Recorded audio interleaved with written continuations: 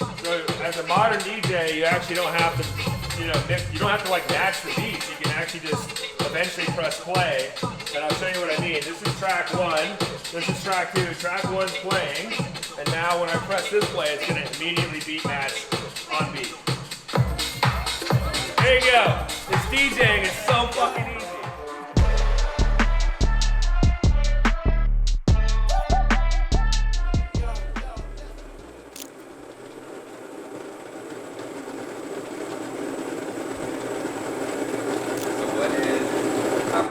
Like, what's your favorite type of coffee?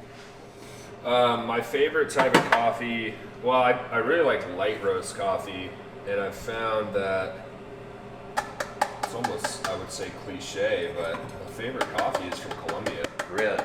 Yeah.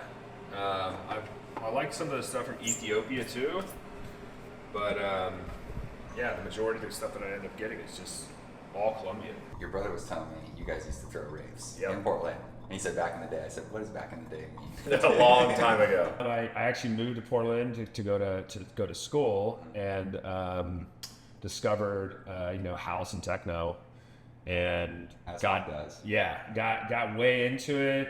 Started DJing, and my brother Luke and I started throwing raves here in Portland, Seattle, and even in LA, but mostly in Portland. We were doing hip hop shows too, with like breakdance competitions and all kinds of cool stuff at the Crystal Ballroom, which has a spring-loaded dance floor. And then I started a couple record labels, like literal vinyl, so proper like techno. And then the second one that I did, this is a long time ago for those folks that are watching. The second record label I did, I was like, fuck doing vinyl. It's so expensive. It's such a pain in the ass, shipping it, distributing it.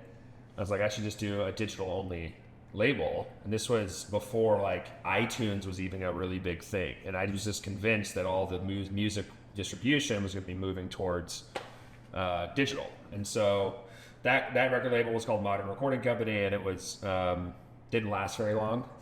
Record labels are not good businesses, to be super clear, but it was a lot of fun. And then I got to I DJ'd a lot. I toured around the United States and Europe when DJing wasn't nearly as big as it is now. Now it's just the industry and the size of it is enormous. One of the interesting things about the United States is that historically they've always been behind when it comes to dance music. If you go to the rest of the world, it's the thing, right? Like there is no other, I don't want to say there's no other, but like it's what the, kind of global zeitgeist is behind. So I played a lot, like records sold over in Europe, for example, in Germany and Poland and Lithuania, Denmark, Sweden.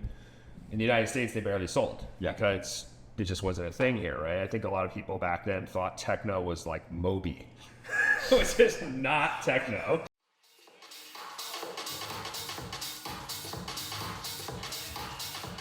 Like the joke that I'm making about like the beat matching piece is I'm saying it in jest, but it is actually real, right? Like DJs, when they play on turntables, they have to constantly monitor and manage the pitch control to make sure that the tracks are in sync. So the DJ is spending a lot of time fine-tuning and tweaking because it'll drift a little bit back and forth. When that goes away, then you have more, like you see on Instagram, these DJs that like they just don't even have headphones on. They're just like, they're not doing anything, right? Like most of them are not doing anything.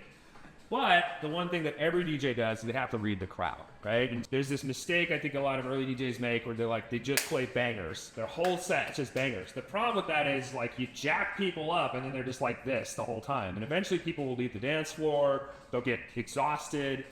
And so what you want to do is you kind of want to do one of these, like you're up and down and up and down and up and down, and then when your set is over, it's kind of like the pinnacle or the peak almost what you're doing. And so that requires you to monitor the audience. Yeah.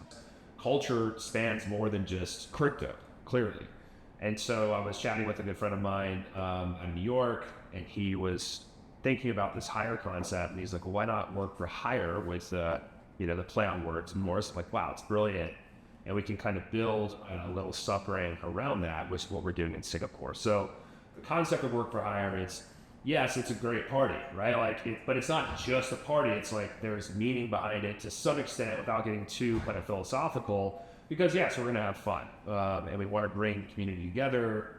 lots of people are going to be in Singapore for Tokyo 2049, Denver staying at Great Point. So why not do it around that time? It makes a lot of sense. Now, the party itself is not just, hey, let's rent a club and get some DJs. Like, that's some basic mid shit. That's just not what we're going to do, right? Sorry to anybody that's doing that, but like, I used to throw raves 20 plus years ago, right? Like I used to DJ, like we've been in the fashion industry and the food industry, like we've been in parts of culture that I would say traditional fund managers typically don't operate in. And so the musical talent is top tier, but we're also bringing in things like the culinary arts, right? And visual arts. So our visual artists had a collection recently at Sotheby's, the digital art collection at Sotheby's. Our culinary arts, the guys Ghetto Gastro. This is one of the most phenomenal stories of these dudes that grew up in the Bronx, which is effectively a food desert, that have now, are on par with being effectively like Michelin star chefs and creating like a whole culturally significant moment around food and their own spin on it. Whether it's, you're working as a builder in Web3, you're a content creator, you're a trader or investor, we want to kind of like encapsulate that feeling through an event that's meant to be celebratory. We think that there's an opportunity to craft an experience, and that's what we're trying to do. We're trying to curate and craft a very unique experience that's a celebration of the concept of local hire.